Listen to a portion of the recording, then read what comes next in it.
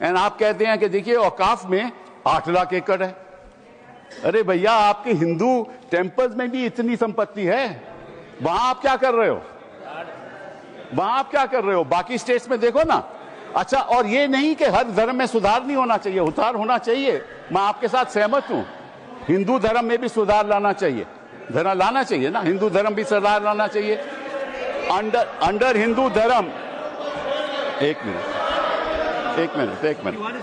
हिंदू धर्म, मैंने आज तक किसी को टोका नहीं, मैं केवल छोटी सी बात रख रहा हूं आपके सामने। हिंदू धर्म में भी सुधार होना चाहिए। अब हिंदू धर्म के अंतर्गत अगर कोई सेल्फ एक्वायर्ड प्रॉपर्टी हो तो वह अपने बेटों को दे सकता है, बेटी को नहीं दे सकता। कहता है मैं नहीं दूंगा अपनी बेटी को। इस्लाम में भी है कि भाई को ज्यादा मिलेगा और बेटी को कम मिलेगा, इस्लाम में भी यह है। वहां वक्त से द्वारा सुधार हो सकता है, यहां कोई सुधार नहीं हो सकता।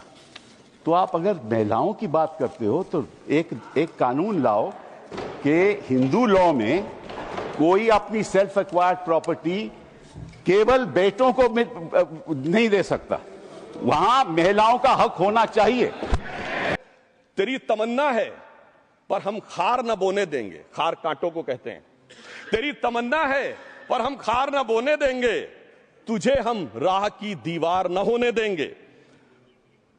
तू सबको रौंद कर आगे जो निकलना चाहे, हम तेरी इतनी भी रफ्तार न होने देंगे। और इसीलिए हमारी सरकार ने इस विषय के ऊपर एक सही और सटीक प्रयोग करने का प्रयास किया है। मैं दूसरी बात यह भी बताना चाहता हूं, हमारे डीएमके के तिरुचि शिवाजी ने अनायास अकारण यह बात बोली थी कि उस समय जब जिन्ना का उल्लेख करते हुए उन्होंने कहा कि पार्टीशन के समय, तो मैं उनके सुलभ संज्ञान के लिए बता देता हूं। 1946 की कॉन्स्टिट्यूएंट असेंबली में मद्रास प्रेसिडेंसी में 30 आउट ऑफ 30 सीट्स जो थी वो मुस्लिम लीग ने जीती थी विद 95% ऑफ वोट्स, और एक भी मुस्लिम वहां के बाद बाहर नहीं गया। इसलिए मैं ईमानदारी से कहना चाहता हूं, फैक्ट को समझिए।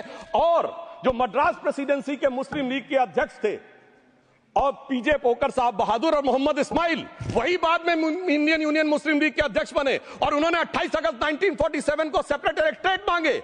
जो कोई जाके कॉन्स्टिट्यूएंट असेंबली की डिबेट में पार्लियामेंट किया, आप वेबसाइट पे पेज नंबर 270 पे जाके पढ़ लीजिएगा। सरदार पटेल ने बड़े गुस्से में इस बात को कहा, अब जो हो गया सो हो गया, एक रात में दिल नहीं बदल गया, मगर अब देश के लिए कैसे आगे बढ़ना है उसके लिए ईमानदारी से आगे आओ। और खैर, मैं अंबेडकर जी और पटेल जी के बहुत सारे वो कोट कर सकता हूं, सारी बातों को छोड़िए। मगर अफसोस की बात यह है सर कि अभी मनोज झा जी ने बोला था हम में से कोई शक है, कोई हूण है और ये करिए। अरे भैया, जमाने चले गए, अब जेनेटिक सीक्वेंसिंग का जमाना आ गया है। और जेनेटिक सीक्वेंसिंग ने क्या प्रूव किया है? दुनिया के सबसे बड़े मुस्लिम देश इंडोनेशिया के राष्ट्रपति आए थे और राष्ट्रपति भवन में उन्होंने डिनर के दौरान कहा कि few weeks back I got my genetic sequencing done and I was told that I am an Indian GDNA. अरे साहब, कहां गुलामी की मानसिकता में पड़े हुए हैं सभापति महोदय। और यहां गुलामी की मानसिकता इस कदर पैबस्त है लोगों के दिमागों में। किसी सदन के एक सदस्य यहां विराजमान है, वो उस समय महाराणा सांगा का उल्लेख कर दिए। मैं ईमानदारी से कहता हूं, एक भी इंडियन सोर्स में इसका उल्लेख नहीं है, सारे के सारे फॉरेनर्स और लुटेरों के सोर्स में उल्लेख है। इसीलिए मैं कहता हूं, ये गुलामी के जिन्होंने गुलाम बनाया उनके सोर्सेस पे यकीन ना करिए। और वैसे थोड़ा सा आउट ऑफ कॉन्टेक्स्ट हो तो ये भी बोल दूं, हमारे सदन के बहुत सदस्यों को नहीं पता होगा, अलेक्जेंडर के आक्रमण का किसी भारतीय सोर्स में कोई उल्लेख नहीं है, पोरस नाम के किसी राजा का उल्लेख नहीं है, सिर्फ और सिर्फ ग्रीक में है। इसलिए गुलामी की मानसिकता से बाहर निकलिए, तब इन चीजों को आप सही ढंग से समझने में सफल होंगे। मेरा अब यह भी अनुरोध अपने सदस्यों के साथ है। वक्त की अवधारणा के बारे में बहुत कुछ बोला जा चुका है कि ये ओरिजिनली कहां से आया, पर मैं इतना कहना चाहूंगा, सबसे पहले वक्त का उल्लेख आता है जब ससनिड एम्पायर को खलीफा उमर ने कैप्चर किया, तो आज का जो सदर्न इराक है उसके इलाके को उन्होंने वक्फ डिक्लेयर किया और वो स्टेट के द्वारा कंट्रोल होता था। स्टेट के बारे में माननीय नड्डा जी ने अभी बताया कि बड़े बड़े देशों में किस ढंग से होता था। सर सैयद अहमद खान ने भी वक्फ को मूल इस्लाम का हिस्सा न मानते हुए इसके लिए मुजार शब्द कहा है जो शरिया के अंतर्गत आता है, और इसी के लिए उन्होंने फतवा आलमगीरी को भी कोट किया था। और इसीलिए 1894 की जो प्रिवी काउंसिल का जजमेंट जो आया था वो वक्फ अल औलाद के खिलाफ आया था। मगर सभापति महोदय, 1906 में कलकत्ता कांग्रेस अधिवेशन में कांग्रेस ने प्रस्ताव पारित किया कि प्रिवी काउंसिल के जजमेंट में कुछ गलती है, इसे बदलना चाहिए। क्योंकि 1904 में जिन्ना कांग्रेस को ज्वाइन कर चुके थे, इसलिए मैं कहना चाहता हूं फिर 1913 में वो जजमेंट बदला कि हमारे सदन के बहुत से सदस्यों ने इस सदन और दूसरे सदन में बोला है, मैं एक सेंटेंस बोलता हूं, लगेगा जैसे वही लोग बोल रहे हैं। वर्ड ये है, कोट है, since the bill was introduce to administer the Muslim law for मुसलमान, so the question of public policy does not arise. लगता है जैसे हमारे कोई सदस्यों में बोल रहा हूं। सर, ये मोहम्मद अली जिन्ना ने अप्रैल 1913 में ही is use this word while moving the report of the select committee to the imperial legislative council. Sir, 1913 से 2013 तक भाषा ही नहीं बदली और आज भी भाषा नहीं बदल रही है। हमें ईमानदारी से, और उस समय यूपी और बंगाल ने उसका विरोध किया था। आज यूपी और बंगाल के लोग किस तरीके से साथ में है वो पूरी तरीके से दिखाई पड़ता है। इसलिए हम ये कहना चाहते हैं, हाँ, एक प्रश्न बहुत उठाया जाता है कि केवल मुस्लिम ही वक्फ को क्यों दान दे सकता, ऐसा वक्फ बोर्ड में क्यों संशोधन किया गया। मैं ईमानदारी से कहना चाहता हूं, ऐसा नहीं कि मैं इस्लामिक मामलों का बहुत बड़ा आलिम फाजिल जानकार हूं, मगर इस्लाम में बहुत साफ मान्यता है कि जो गैर मुस्लिम है उसकी इबादत अल्लाह कबूल नहीं कर सकते, उसकी दुआ कबूल नहीं होगी तो दान कैसे कबूल होगा। साहब, हम इस्लामिक भावना का सम्मान कर रहे हैं। हमारे अल्पसंख्यक मंत्री गए थे तो वो मदीना में एक डेफिनेट लेवल तक जा सकते, उसके आगे नहीं जा सकते। अगर इबादत की इजाजत नहीं है तो साहब जायदाद की इजाजत कैसे हो सकती है। मुस्लिम भावना का सम्मान है, और अगर है तो कोई मुल्ला मौलवी मुफ्ती मुकर्रम बारी आज आके बता दे कि कबूल हो सकती है दुआ, तो हम दान भी कबूल करने के लिए तैयार हैं। और तो और छोड़िए साहब, जब आप कहते हैं कि हर चीज हलाल होनी चाहिए, तो साहब हलाल करने की प्रक्रिया नहीं, हलाल करने वाला भी मुस्लिम होना चाहिए, तब वो हलाल होता था। तो मैं पूछना चाहता हूं साहब, काटने के लिए तो हलाल होने के लिए मुस्लिम जरूरी है और बांटने के लिए बगैर मुस्लिम के भी हलाल होगा, ऐसा तो नहीं हो सकता। तो जो हमारी सरकार ने किया है वो मुस्लिम भावना के सम्मान के लिए किया है। और जहां तक मैं कहना चाहूंगा, हिंदू समाज के बारे में बात करते हैं, हमारे यहां कोई प्रॉब्लम नहीं है। हमारे यहां कोई ऐसा नहीं कि हज पे कोई गैर मुस्लिम नहीं जा सकता। हमारे देखिए कुंभ में 50 लाख विदेशी आए थे और किसी से नहीं कहा या कन्वर्ट हो जाओ। इसलिए मैं कहना चाहता हूं, हिंदुइज्म की धारणा और बाकी धारणा का जो तुलना करने का प्रयास करते हैं वो बहुत उचित नहीं है। मगर सभापति महोदय, इस वक्त ने कई अद्भुत नजारे दिखाए। इस्लाम में जो काफिर से ज्यादा मुशरिक और शिर्क को बुरा माना गया, यानी जो भगवान को माने ही नहीं। यहां देखिए वो लेफ्ट के लोग जो कहते हैं धर्म एक अफीम है, वो आज खुदाई खिदमतगार बन के खड़े हो गए। सोचिए कैसा बदलाव आया है। और सर, मुझे एक और चीज नजर आती है। एक पुराना गीत था, वक्त ने किया क्या हसी सितम। तो आज मैं कहना चाहूंगा, वक्त ने किया क्या हसी सितम कि मुस्लिम लीग और शिवसेना मिलके हो गए हम। और मैं कहना चाहता हूं, ये मुस्लिम लीग वो है जिसने सेपरेट इलेक्टोरेट की मांग की थी, और इस शिवसेना के उबाटा के हमारे इस सदन के एक सदस्य हैं।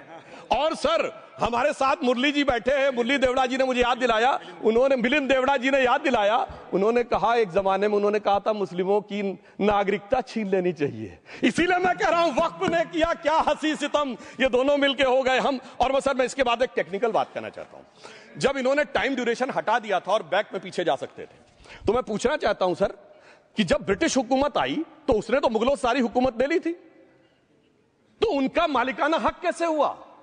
सर, 1707 के बाद तो इस्लामी हुकूमत दिल्ली से खत्म हो गई थी।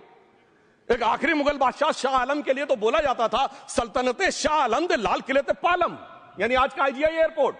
तो साहब उसके बाद ये गुजरात के सूरत से लेकर लखनऊ तक उनका मालिकाना हक निकलने कहां से लगा। अरे भाई, जब दिल्ली को कैप्चर किया था अंग्रेजों ने तो सारी जमीन अंग्रेजों की थी। तो जब मैं अपने कांग्रेस के मित्रों से पूछना चाहता हूं, ये जब गवर्नमेंट ऑफ इंडिया एक्ट में पावर डीड ट्रांसफर की थी तो पढ़े नहीं थे क्या, या खोखले कागज पर साइन कर लिए थे, या कागज सही था, आप खोखला करने की बात है।